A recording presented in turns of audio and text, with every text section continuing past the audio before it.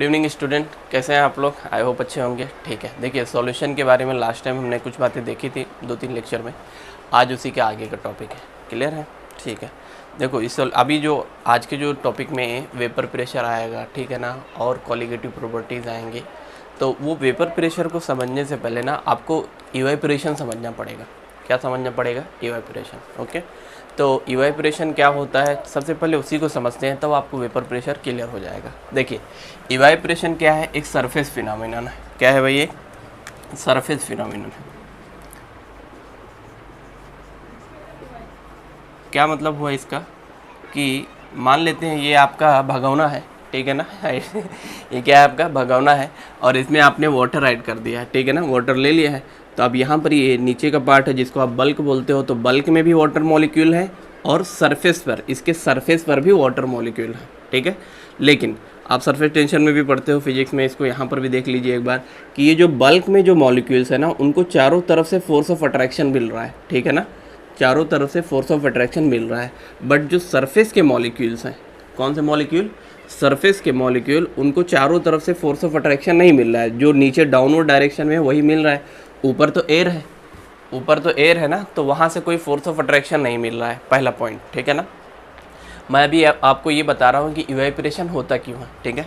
तो इसका ये सरफेस के जो मॉलिक्यूल्स हैं इनके अंदर अगर बात की जाए तो जो पहला पॉइंट है, इनके अंदर लेसर फोर्स ऑफ अट्रैक्शन है। क्लियर? फोर्स ऑफ अट्रैक्शन इनके अंदर क्या है भाई? कम है, ठीक है ना। दूसरा पॉइंट क्या? दूसरा पॉइंट ये बताया जाता है सरफेस मॉलिक्यूल के बारे में, जो ऊपर रखे हुए यहाँ पर है, कि अगर किसी मॉलिक्यूल को ऊपर आना है, ठीक है ना, किसी मॉलिक्यूल को बल्क से ऊपर आना है तो उनको अपनी काइनेटिक एनर्जी क्या करनी पड़ेगी? बढ़ानी पड़ेगी। अगर वो अपनी काइनेटिक एनर्जी बढ़ाएंगे तो वो जग जग जग जग जग ऊपर आ जाएंगे, ठीक है ना। तो इनका काइनेटिक एनर्जी क्या होता है? ज़्यादा होता है। सरफेस मॉलिक्यूल के काइनेटिक एनर्जी ज़्यादा होता है। और यही दो रीज़न होने की वजह से एक्चुअली में सरफेस मॉलिक्यूल के पास ये टेंडेंसी आती है कि वो लिक्विड फेज़ को छोड़ के वेपर फेज़ में कन्वर्ट हो सके। क्लियर हुआ? ठीक है ना। एक तो उनका मेन रोल ये है काइनेटिक एनर्जी का, उनका काइनेटिक एनर्जी क्या होता है? ज़्यादा होता है। तो काइनेटिक एनर्जी ज़्यादा होने की वजह से उन मॉलिक्यूल्स के पास ये एक टेंडेंसी आ जाती है कि वो अपने लिक्विड फॉर्म में, अपने जो पूरे कंपोनेंट के फॉर्म में है, उनको छोड़ के बाहर उड़ने की और एस्केप करने की टेंडेंसी उनके पास आ जाती है। क्लियर है? और यही वजह है कि जो सरफेस मॉलिक्यूल है वो कहाँ, अरे ऊपर कहाँ, इवेपोरेट हो जाते हैं, ठीक है। तो जो इवेपोरेशन है वो एक सरफेस फिनोमिनन है। क्या है भाई? सरफेस फिनोमिनन है। अब यहाँ पर एक पॉइंट आएगा दिमाग में, यहाँ पर एक पॉइंट आएगा। क्या आएगा? तो फिर बॉइलिंग पॉइंट क्या होता है? हालांकि इसको मैं अभी थोड़ी सी और डिटेल में आगे इसको बताऊंगा, लेकिन यहाँ पर एक डिफरेंस छोटा सा ये है कि इवेपोरेशन तो सरफेस फिनोमिनन है, ठीक है ना, सरफेस फिनोमिनन है, लेकिन जो बॉइलिंग पॉइंट है वो एक बल्क वाला पार्ट है, बल्क फिनोमिनन है। मतलब क्या? अगर आपने थोड़ा बहुत एक्सपीरियंस किया होगा, कभी गौर से देखा होगा, ठीक है ना, कि अब आप वाटर को बॉईल करते हो तो वो सरफेस से मॉलिक्यूल ऊपर नहीं उड़ के जाता है, यहीं से ना ऐसे गोल गोल गोल गोल ऐसे गुच्छे के टाइप में ना, ऐसे क्लस्टर के टाइप में ऊपर उड़ के जाता है। तो जो इवेपोरेशन है, एक पॉइंट क्लियर हुआ कि वो सरफेस फिनोमिनन है, और जो बॉइलिंग पॉइंट है वो क्या है? एक बल्क फिनोमिनन है। दूसरी बात, बॉइलिंग पॉइंट एक पर्टिकुलर फिक्स टेम्परेचर होता है, ठीक है ना। फॉर एग्जांपल वाटर के लिए आप बोलते हो 100 डिग्री सेल्सियस 1 atm पर, ठीक है ना। उसी तरीके से इथेनॉल एक लिक्विड होता है, ठीक है ना, उसका कितना होता है? 78 डिग्री सेल्सियस। ऐसे किसी का भी आप कंसिडर कर सकते हैं। लेकिन जो इवेपोरेशन होता है वो किसी भी टेम्परेचर पर, इवन रूम टेम्परेचर पर भी हो सकता है, ठीक है। दिस इज़ वेरी इंपॉर्टेंट, इसको नोट करना, ठीक है ना। नॉर्मली आप क्या समझते हो कि टेम्परेचर आप यहाँ से प्रोवाइड कर रहे हो और वाटर मॉलिक्यूल इवेपोरेट होता है, बट अगर रूम टेम्परेचर की ही बात की जाए, किसकी बात की जाए? रूम टेम्परेचर की, तब भी वाटर मॉलिक्यूल इवेपोरेट होते हैं। अभी आगे मैं इसका प्रूफ बताऊंगा कि क्यों ऐसा होता है। क्लियर है? आपको ये समझ में आया कि इवेपोरेशन क्यों हो रहा है, ठीक है। इवेपोरेशन एक सरफेस फिनोमिनन है। ऊपर जो सरफेस के मॉलिक्यूल हैं उनके पास फोर्स ऑफ अट्रैक्शन कम है और उनका काइनेटिक एनर्जी क्या है? ज़्यादा है। इसीलिए उनके पास टेंडेंसी है कि वो अपने लिक्विड फॉर्म को छोड़ के वेपर फॉर्म में जा सकते हैं। क्लियर हुआ यहाँ तक? ठीक है। तो ये तो हो गया इवेपोरेशन। लेकिन अब मुझे क्या पढ़ना था? वेपर प्रेशर पढ़ना था। तो मुझे एक बात बताओ, ये जो वेपर बना, ये जो वेपर बना वो यहाँ पर कहीं स्टोर है क्या? नहीं, वो तो एटमॉस्फेयर में उड़ गया, वो तो एटमॉस्फेयर में उड़ गया। तो अगर आपको वेपर प्रेशर डिफाइन करना है ना, तो आपको क्या करना पड़ेगा कि आपको जो कंटेनर जो आपने अपना भगोना लिया है ना, उसको क्लोज़ करना पड़ेगा। क्लोज़ करेंगे तभी तो आप बताएंगे कि ये उसके वॉल पर या फिर वापस कंडेंस हो गए। जैसा कि आप घर में आप देखते हैं कि वाटर को बॉईल करें, या ठीक है ना, ये राइस वाइस जब बनता है घरों में, तो वाटर क्या होता है, स्टीम होकर लिड पर जाता है और लिड पर धीरे धीरे एक्यूमुलेट होता है और कंडेंस होकर नीचे गिर जाता है। ठीक है, तो आप वेपर प्रेशर तभी डिफाइन कर सकते हैं जब आपका कंटेनर क्या हो, क्लोज हो। क्लियर हुआ ये पॉइंट? अब आगे बढ़ते हैं, इसमें देखते हैं क्या है ये पॉइंट, कि अगर मैं इसको क्या कर दूं, इस कंटेनर को मैं क्लोज़ कर दूं, ध्यान से सुनना भाई, ठीक है ना। तो इस कंटेनर को मैं क्लोज़ कर दूंगा तो ये वाटर जो लिक्विड फॉर्म में था वो यहाँ पर आके धीरे धीरे एक्यूमुलेट होगा। स्टार्टिंग में सिर्फ लिक्विड ही था, वेपर कुछ नहीं था, लेकिन धीरे धीरे क्या हो रहा है, यहाँ पर वेपर बन रहे हैं, वेपर एक्यूमुलेट हो रहे हैं, और एक ऐसा टाइम आएगा कि बहुत सारे वेपर मॉलिक्यूल यहाँ पर ऐसे बनने लग जाएंगे। क्लियर हुआ? फिर वो धीरे धीरे क्या होगा, कंडेंस होकर नीचे आ जाएगा। ये भी आप देखते हैं, इसको आप खुद एक्सपीरियंस कर सकते हो अपने घर में। इसमें कोई बहुत बड़ा रॉकेट साइंस नहीं है कि ये कैसे हो रहा है, क्या हो रहा है, ऐसा। क्लियर? ठीक है, तो हम ये बोल सकते हैं कि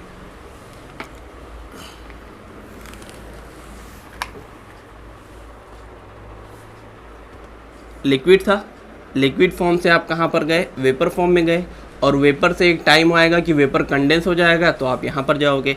तो यहाँ से यहाँ जाने वाले एक प्रोसेस को तो आपने इवेपोरेशन बोल दिया, नो डाउट, लेकिन यहाँ से यहाँ जाने वाले प्रोसेस को आप क्या कहेंगे, कंडेंसेशन कहेंगे भाई। ये आई थिंक ये दोनों वर्ड में, दोनों टर्मिनोलॉजी में क्लियर होना चाहिए कि इवेपोरेशन क्या होता है और कंडेंसेशन क्या होता है। एक टाइम ऐसा आएगा, ध्यान से सुनना मेरी बात, अभी आगे का पार्ट बहुत ही इंटरेस्टिंग आने वाला है, ठीक है ना। एक पॉइंट ऐसा आएगा कि जब इवेपोरेशन और कंडेंसेशन का रेट, और रेट को आप स्पीड भी बोलते हो, स्पीड क्या हो जाए, इक्वल हो जाए। मीन्स जितने नंबर ऑफ मोल्स और जितने नंबर ऑफ पार्टिकल्स और वाटर मॉलिक्यूल्स ऊपर जा रहे हैं, उतने ही वेपर से कहाँ आ रहे हैं, नीचे आ रहे हैं। तब हम क्या कहेंगे, रेट ऑफ इवेपोरेशन, ठीक है ना, शॉर्ट में लिख रहा हूँ, is equal to rate of condensation. अगर ऐसा इक्वल हो जाए, दोनों का स्पीड, दोनों का रेट इक्वल हो जाए, तो हम कहेंगे कि यहाँ पर क्या आ गया है, इक्विलिब्रियम इस्टेब्लिश हो गया। क्लियर हुआ? इक्विलिब्रियम इस्टेब्लिश्ड, ठीक है ना। इक्विलिब्रियम इसी को बोलते हैं। जब भी हम इक्विलिब्रियम चैप्टर पढ़ेंगे तो वहाँ पर डिटेल में देखेंगे कि इक्विलिब्रियम कैसे क्या आता है, ठीक है ना। तो रेट ऑफ इवेपोरेशन और रेट ऑफ कंडेंसेशन इक्वल हो जाए, मीन्स लिक्विड से वेपर में कन्वर्ट होना और वेपर से लिक्विड में कन्वर्ट होना, दोनों का स्पीड और नंबर ऑफ पार्टिकल्स दोनों इक्वल हो जाए, तो हम कहेंगे इक्विलिब्रियम आ गया। आई थिंक यहाँ तक क्लियर हुआ होगा, ठीक है ना। अगर आपको ये क्लियर हो गया है ना, तो फिर वेपर प्रेशर डिफाइन करना बहुत सिंपल हो गया है, ठीक है। यहाँ तक कॉपी करिए, फिर आगे की बात करते हैं। ये क्लियर हुआ? ठीक है। अब हम बढ़ते हैं वेपर प्रेशर। इवेपोरेशन क्लियर हो गया, ठीक है। अब हम बढ़ते हैं वेपर प्रेशर पे। अब वेपर प्रेशर क्या है, आपने कंटेनर क्लोज ले लिया, ठीक है ना, कंटेनर क्लोज ले लिया, इक्विलिब्रियम आ गया। वेपर प्रेशर को इक्विलिब्रियम पे डिफाइन करते हैं। देखिए, pressure exerted by vapour molecule, ये जो वेपर बना वो वेपर मॉलिक्यूल, ये जो लिक्विड के सरफेस पे प्रेशर एक्सर्ट करेगा उसी को कहेंगे vapour pressure. Pressure exerted by vapour molecule over the surface of liquid at equilibrium, ठीक है, एट इक्विलिब्रियम, इसको क्या कहेंगे, वेपर प्रेशर। क्लियर हुआ?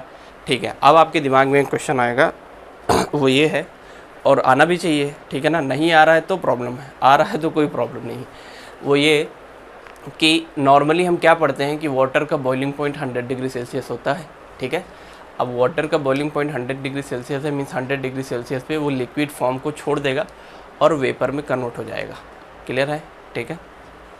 अच्छा, एक पॉइंट यहाँ पर क्लियर करिए, वेपर और गैस में क्या डिफरेंस है। वेपर और गैस में बहुत ज़्यादा कोई डिफरेंस नहीं है, सिर्फ एक छोटा सा डिफरेंस ये है कि वेपर में नमी, मॉइस्चर होता है, और गैस क्या होती है, ड्राई होता है।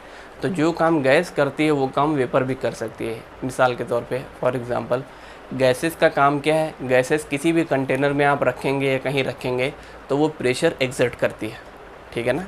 इसीलिए जब भी आप गैसेस के बारे में बात करते हो तो वहाँ पर 3 चीज़ मिनिमम आती है 3 to 4 थिंग्स। क्या क्या? प्रेशर आता है वहाँ पर वॉल्यूम आता है, और वहाँ पर उसका टेम्परेचर और नंबर ऑफ मोल्स। ठीक है ना। और यही 3-4 चीज़ों से एक्चुअली में जो आपका आइडियल गैस इक्वेशन बना है, PV = nRT। क्लियर है। तो जो प्रेशर होता है, जो वेपर्स होते हैं, वो गैस होते हैं, उनका काम क्या होता है, वो कहीं पर किसी भी क्लोज कंटेनर में आप रखेंगे तो वो अपना प्रेशर एग्जर्ट करेंगे। ठीक है। अब यहाँ पर वेपर है, कंटेनर आपने क्लोज कर दिया तो उसका कुछ ना कुछ वेपर प्रेशर होगा। अब आपके माइंड में क्वेश्चन ये आएगा कि वाटर का बॉइलिंग पॉइंट 100 डिग्री सेल्सियस होता है, तो रूम टेम्परेचर पे कैसे उसका वेपर आ सकता है? बट आता है। कैसे आता है समझिए। देखिए, मुझे एक बात बताइए, अगर वेपर प्रेशर तभी तो आएगा ना जब वेपर बनेगा। अगर वेपर बने ही ना तो वेपर प्रेशर आएगा क्या? उसका तो कोई लॉजिक ही नहीं है। तो वेपर बन रहे हैं तभी वेपर प्रेशर आ रहा है। ठीक है ना। तो रूम टेम्परेचर पे ऐसा देखा गया है। ठीक है ना। रूम टेम्परेचर पर वाटर के लिए जो वेपर प्रेशर आया है वो कितना है? अप्रॉक्सीमेटली 24 टोर आया है। ठीक है ना। जैसे प्रेशर की यूनिट क्या क्या होती है? प्रेशर की यूनिट बार होती है, पास्कल होता है, ठीक है ना, ATM होता है। उसी तरीके से टोर भी एक प्रेशर की यूनिट है। क्लियर है? ठीक है। तो ये वेपर प्रेशर, हालांकि ये कम है बट आया है, इसका मतलब कि वेपर बन रहा है, तभी तो आया है। तो ये उसका प्रूफ है कि रूम टेम्परेचर पर भी वेपर प्रेशर और वेपर्स बनते हैं, और वेपर्स बनता है तो वेपर प्रेशर बनता है। तो ये दिमाग से ना एक मिसकंसेप्शन निकाल दो कि आप हीट करोगे तभी वेपर बनेगा। This is wrong. हाँ, ये बात सही है कि हीट करने पर और टेम्परेचर बढ़ाने पर वेपर्स ज़्यादा बनते हैं, इसका मतलब वेपर प्रेशर भी बढ़ जाएगा। बट ऐसा नहीं है कि रूम टेम्परेचर पर वेपर नहीं बनेंगे। ठीक है ना, बिल्कुल बनेंगे। और वो बनने का रीज़न क्या है? जो मैंने पहले पढ़ाया था, इवेपोरेशन। क्लियर हुआ? ठीक है, यहाँ तक आपको क्लियर हो गया। ठीक है ना। इसको एक बार कॉपी करिए, फिर उसके बाद नेक्स्ट टॉपिक हमको बताना है। ठीक है, ये क्लियर हो गया। Vapour pressure exerted by vapour molecule over the surface of liquid at equilibrium. यही डेफिनेशन आपको लिखना रहेगा। ठीक है, आगे बढ़ते हैं। ठीक है। अब देखिए, वेपर प्रेशर किन किन बातों पर डिपेंड करता है, इसको समझना बहुत इंपॉर्टेंट है। ठीक है ना। हालांकि ये महाराष्ट्र बोर्ड के सिलेबस पॉइंट ऑफ व्यू ये बुक में शायद नहीं मेंशन किया है, आप एक बार देख लेना, क्रॉस चेक कर लेना। आई डोंट थिंक ये मेंशन किया है, बट इसको समझना जरूरी है क्योंकि ये नीट और JEE के लिए बहुत इंपॉर्टेंट कॉन्सेप्ट है। ठीक है। अब देखिए, वेपर प्रेशर 3 बातों पर डिपेंड करती है। एक टेम्परेचर, ठीक है ना, और एक नेचर ऑफ लिक्विड, और एक तीसरा है तीसरा क्या है? Purity of liquid. ठीक है। पहले 2 को समझते हैं। यहाँ पर टेम्परेचर के ऊपर, जैसे कि अभी पीछे मैंने बताया कि अगर आप किसी लिक्विड का, वाटर का टेम्परेचर आप बढ़ाएंगे तो रूम टेम्परेचर पर भी ये वेपर बना रहा था, इवेपोरेट हो रहा था तो वेपर बन रहा था। तो रूम टेम्परेचर पे बन रहा है, तो जैसे जैसे आप टेम्परेचर बढ़ाएंगे तो और मॉलिक्यूल्स, टेम्परेचर बढ़ाना मतलब क्या? टेम्परेचर बढ़ाना, अगर आपको काइनेटिक थ्योरी ऑफ गैसेस याद है फिजिक्स में, या अगर आप 11th के स्टूडेंट हैं तो आप पढ़ेंगे, तो मैं आपको बता रहा हूँ कि जो टेम्परेचर होता है ना, वो डायरेक्टली प्रोपोर्शनल होता है काइनेटिक एनर्जी। अगर आप किसी मॉलिक्यूल को टेम्परेचर दे रहे हैं, उसका टेम्परेचर बढ़ा रहे हैं, तो उसका मीन पोजीशन पर उसका मॉलिक्यूल का टू एंड फ्रो मोशन बढ़ जाता है, क्योंकि उसकी एनर्जी क्या हो गई? बढ़ गई। तो टेम्परेचर का और काइनेटिक एनर्जी का रिलेशन डायरेक्ट होता है। तो अगर आप टेम्परेचर बढ़ाएंगे तो मॉलिक्यूल को आप ज़्यादा एनर्जी दे रहे हैं, वो और ज़्यादा एक्साइटेड होगा, और ज़्यादा वाइब्रेट करेगा, और उसका इवेपोरेशन होने की टेंडेंसी और बढ़ जाएगी। क्लियर हुआ? तो आप टेम्परेचर बढ़ाएंगे तो वेपर प्रेशर बढ़ेगा। क्यों बढ़ेगा? क्योंकि वेपर्स बढ़ रहे हैं। वेपर्स जितने ज़्यादा बढ़ेंगे उतना ज़्यादा वेपर प्रेशर अप्लाई होगा और वेपर प्रेशर एक्सर्ट होगा। तो टेम्परेचर बढ़ाने से वेपर प्रेशर बढ़ता है। क्लियर है? ठीक है। दूसरा पॉइंट क्या है? Nature of liquid. Nature of liquid क्या? अब यहीं पर एक टर्म आता है वोलेटाइल। कौन सा टर्म आता है? वोलेटाइल। वोलेटाइल मतलब नॉर्मली आप क्या बोल देते हो कि जो उड़ जाए। ठीक है ना। हम इसी को इसी लैंग्वेज में समझते हैं, जो उड़ सकता हो। जैसे फॉर एग्जांपल आप अपने normal day to day life में क्या समझते हैं कि फॉर एग्जांपल आपके पास है पेट्रोल को आप नॉर्मली ऐसा खोल के रखेंगे तो वो धीरे धीरे उड़ जाता है। क्या हो जाता है भाई? उड़ जाएगा, एस्केप कर जाएगा। ठीक है ना, वेपर फॉर्म में कन्वर्ट हो जाएगा। उसी तरीके से आप अल्कोहल ले लो, ठीक है ना, इथेनॉल वगैरह, या ईथर ले लो, इनका बॉइलिंग पॉइंट बहुत कम होता है तो ये उड़ जाते हैं। ठीक है ना, वोलेटाइल इन नेचर होते हैं। क्लियर है? बहुत सारे ऐसे सॉलिड्स भी हैं जो ऐसा कर सकते हैं, जैसे नेप्थलीन बॉल वगैरह ले लो, तो उनमें क्या हो जाता है कि वो सॉलिड फॉर्म से डायरेक्टली गैस फॉर्म में चले जाते हैं, जिसको आप सब्लिमेशन बोलते हैं। क्लियर? वोलेटाइल का मतलब होता है एस्केपिंग टेंडेंसी ऑफ लिक्विड। अब ये होता ही क्यों है, देखिए इसके पीछे की कहानी समझते हैं। जैसे मान लेते हैं कोई दो मॉलिक्यूल्स हैं, यहाँ पर वाटर मॉलिक्यूल ही कंसिडर करते हैं, ये दो मॉलिक्यूल्स हैं। अब इनके बीच में अगर फोर्स ऑफ अट्रैक्शन वीक होगा, दो मॉलिक्यूल के बीच के फोर्स ऑफ अट्रैक्शन को कहा जाता है inter molecular force of attraction. अगर वो फोर्स ऑफ अट्रैक्शन वीक होगा तो इसके उड़ने की पॉसिबिलिटी ज़्यादा है, और अगर दोनों के बीच में फोर्स ऑफ अट्रैक्शन स्ट्रांग होगा तो एक भागने जाएगा तो दूसरा रोक लेगा, अरे कहाँ जा रहे हो भाई, ठीक है ना, कुछ हमारे बीच चल रहा है, ठीक है ना, ठीक है। तो अगर intermolecular force of attraction weak होगा तो मॉलिक्यूल वोलेटाइल ज़्यादा होगा, उड़ जाएगा, और intermolecular force of attraction ज़्यादा होगा तो मॉलिक्यूल इजीली वोलेटाइल नहीं होगा। इसका मतलब वोलेटाइल का और intermolecular force of attraction का जो रिलेशन आता है वो कैसा आता है, इन्वर्स आता है। कैसा आता है, वोलेटाइल और intermolecular force of attraction का रिलेशन इन्वर्स आता है। इसको एक एग्जांपल से समझते हैं। जैसे हमारे पास तीन लिक्विड हैं, वाटर लिक्विड फॉर्म में होता है, अल्कोहल लिक्विड फॉर्म में होता है, और ये ईथर है, ROR को क्या कहा जाता है, ईथर, ये भी लिक्विड फॉर्म में होते हैं, ठीक है ना। अब मुझे एक बात बताइए, हाइड्रोजन वाटर मॉलिक्यूल एक वाटर मॉलिक्यूल 4 हाइड्रोजन बॉन्ड बना सकता है, ठीक है ना। कितने, नॉर्मली बोलते हैं 2, क्योंकि 2 हाइड्रोजन है भाई, ये ऑक्सीजन भी तो अगले मॉलिक्यूल के साथ बना सकता है, तो 4 हाइड्रोजन बॉन्ड एक वाटर मॉलिक्यूल बना सकता है। यहाँ पर हाइड्रोजन बॉन्ड कम हो जाते हैं, 4 नहीं बन पाते हैं, क्योंकि एक H की जगह पे कौन आ गया, R आ गया।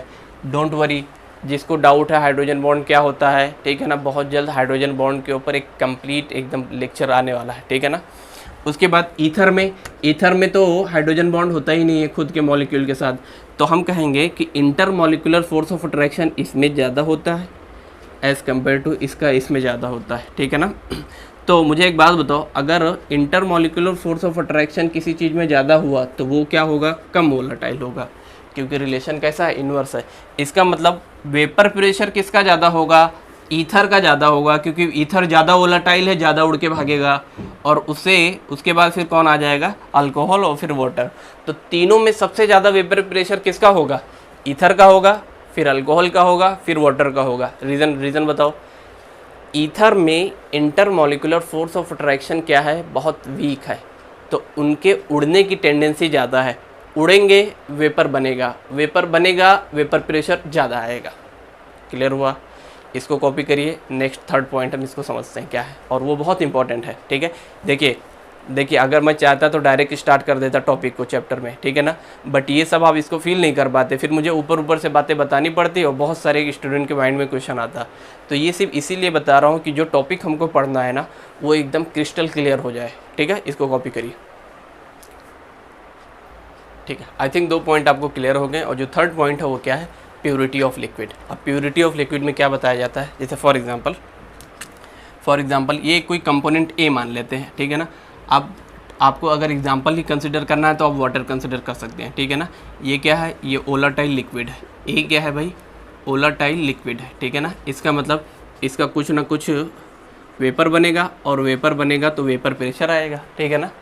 वेपर बनेगा तो वेपर प्रेशर। अच्छा ठीक है, अभी मैं क्लोज कंटेनर नहीं लगा रहा हूँ क्योंकि मुझे कुछ और बताना है, ठीक है ना। अगर वेपर प्रेशर, लेकिन याद रखना वेपर प्रेशर तभी आएगा जब कंटेनर क्या रहेगा, क्लोज रहेगा। चलिए अब देखिए यहाँ पर एक पॉइंट है, प्योरिटी ऑफ लिक्विड क्या मतलब, अगर इसके अंदर कोई दूसरा सब्सटेंस आप ऐड कर दो, मान लेते हैं बी ऐड कर रहे हैं आप, क्या ऐड कर रहे हैं, बी। अब बी के पास 2 पॉसिबिलिटी है, वो खुद वोलेटाइल भी हो सकता है और नॉन वोलेटाइल भी हो सकता है। दोनों ही केस में इसको वोलेटाइल होगा कि नॉन वोलेटाइल होगा, इस चीज़ को तो हम आगे और डिटेल में पढ़ेंगे। अभी हम टाइम बिंग के लिए मान लेते हैं कि बी एक सब्सटेंस है जिसको हम यहाँ पर ऐड कर रहे हैं। क्लियर, ठीक है। अब मुझे एक बात बताइए, ये ए था वोलेटाइल लिक्विड, और जब बी आपने ऐड किया तो अब वो क्या बन गया, अब एक सॉल्यूशन बन गया ना। क्या बन गया भाई, सॉल्यूशन बन गया, ठीक है। उससे पहले एक पॉइंट और यहाँ पर देख लो, जब ये प्योर ए था, ये भगोने में आपके पतीली में प्योर ए था वाटर मॉलिक्यूल, तो इसका कुछ ना कुछ वेपर प्रेशर रहा होगा, तो हम बोलेंगे प्योर वेपर प्रेशर था इसका, और उसको हम बोल देते हैं PA। और प्योर था तो हम इसको नॉट लगा देते हैं स्टैंडर्ड कंडीशन के लिए। क्लियर है, तो हम क्या बोलेंगे, इस अभी आपने बी नहीं ऐड किया, उससे पहले की मैं बात बता रहा हूँ, ठीक है। Pure vapour pressure of A component और वाटर के लिए उसका क्या है, PA नॉट है। क्लियर है। अब मुझे एक बात बताइए, जब आप कोई बी सब्सटेंस इसमें ऐड करेंगे तो अब बी ऐड कर दिया, दो चीज़ मिक्सचर हो गया, तो अब क्या बन गया, वो सॉल्यूशन बन गया। क्या बन गया भाई, सॉल्यूशन बन गया। मान लेते ए सॉल्वेंट था तो बी क्या हो गया, सॉल्यूट हो गया। दोनों को आपने मिलाया, सॉल्यूशन बन गया। तो सॉल्यूशन जब बनेगा तो आप ध्यान से एक बात समझना कि कुछ सरफेस मॉलिक्यूल जो ए के हैं वो रिप्लेस हो जाएंगे किससे, बी से। किससे रिप्लेस हो जाएंगे भाई, बी से। अब ऐसा क्यों मैं बोल रहा हूँ, क्योंकि भाई सॉल्यूशन में आप दोनों का हिस्सा हो गया ना। पहले सिर्फ ए था तो हमने प्योर वेपर प्रेशर बता दिया, लेकिन जब बी आया तो अब ए भी आ गया उसके अंदर और बी भी तो आ गया। आपने अच्छे से एकदम ऐसे ऐसे करके, ठीक है ना, उसको क्या कर दिया, मिक्स कर दिया, तो यहाँ पर आ गया बी बी। तो मुझे एक बात बताना, जो पहले ए मॉलिक्यूल ज़्यादा वेपराइज हो रहे थे अब वो क्या होंगे, कम होंगे। क्यों, क्योंकि सरफेस एरिया उनके लिए क्या हो गया, डिक्रीज हो गया। मान लेते हैं पहले 10 ए मॉलिक्यूल्स ऊपर वेपराइज हो रहे थे, तो 10 वेपर मॉलिक्यूल्स अपना एक वेपर प्रेशर लगाएंगे, वो मान लेते हैं PA0 है जो कि प्योर था। जब आपने उसके अंदर बी डाला, जब बी ऐड किया और उसको आपने सॉल्यूशन में कन्वर्ट कर दिया, तो कुछ एरिया, सरफेस एरिया कौन खा जाएगा, कौन खा जाएगा भाई, बी। किसका, ए का, ठीक है ना। तो वहाँ से अच्छा ये बी का वेपर प्रेशर हो भी सकता है, नहीं भी हो सकता है। अगर बी वोलाटाइल है तो बी भी तो अपना वेपर प्रेशर दिखाएगा, और बी नॉन वोलाटाइल है तो उसका कोई वेपर प्रेशर नहीं होगा। इस चीज़ को हम आगे डिस्कस करेंगे, अभी यहाँ पर नहीं देख रहे हैं। कहने का मतलब ये है कि ए का तो वेपर प्रेशर डिक्रीज़ होगा ना। क्यों डिक्रीज़ होगा, क्योंकि उसके लिए सरफेस एरिया क्या हो गया, कम हो गया, ठीक है। तो यहाँ से एक लाइन हमको मिलती है, ये समझना बहुत इंपॉर्टेंट है, ये बहुत ही इंपॉर्टेंट है। अभी जस्ट आगे चल के एक राउल्ट बाबा आएगा, राउल्ट बाबा बहुत परेशान करेगा, ठीक है ना। अगर इस पॉइंट को आप समझ गए तो राउल्ट का तो एकदम पाउल्ट कर देंगे हम लोग, ठीक है। Whenever we add other substance, जब भी आप कोई दूसरा सब्सटेंस ऐड करते हो तो vapour pressure of initial A initial क्या था, ए था, vapour pressure of initial component always decreases. Clear है, ठीक है। Vapour pressure of A component और इनिशियल कंपोनेंट ऑलवेज डिक्रीजेस। अब किसी के माइंड में क्वेश्चन आ सकता है कि सर मान लेते हैं कि बी एक वोलाटाइल लिक्विड है, ठीक है, मान लिया। ए भी एक वोलाटाइल लिक्विड ही था पहले से, मान लिया। दोनों को मिलाया, मान लेते हैं। अब इसको मैं ना एक नंबर से एक्सप्लेन करने की कोशिश कर रहा हूँ। ये मान लेते हैं ए 15 था, 15 भाई, इसको यूनिट मारो गोली, ठीक है ना, लेना हो तो ले लो। ATM था, ठीक है ना, 15 ATM था, ठीक है ना। बी एक वोलाटाइल लिक्विड है तो इसका खुद का एक वेपर प्रेशर रहा होगा ना, खुद का एक वेपर प्रेशर रहा होगा। ये कितना हो मान लेते हैं, ये 25 ATM मान लेते हैं, हालांकि ये नंबर बहुत बड़ा है बट समझाने के लिए, ठीक है ना। तो जब बी यहाँ पर ऐड करेंगे तो 15 को रिप्लेस कर दिया 25, 15 को रिप्लेस कर दिया 25, तो ओवरऑल सॉल्यूशन का वेपर प्रेशर कम होगा कि बढ़ेगा, बिल्कुल बढ़ जाएगा। मैं इस पॉइंट को नहीं बता रहा हूँ, यहाँ पर क्लियर करो कि इस पॉइंट को मैं ये बता रहा हूँ, ए का तो कम हो जाएगा ना भाई, ए का तो कम हो जाएगा ना, क्योंकि बी उसकी जगह खा गया, ठीक है। बाकी बी वोलाटाइल है कि नॉन वोलाटाइल है, इसको हम आगे डिस्कस करेंगे। क्लियर हुआ यहाँ तक, ठीक है ना, आई होप क्लियर हुआ होगा, ठीक है। ठीक है, आगे का पार्ट देखते हैं, इसको कॉपी करिए।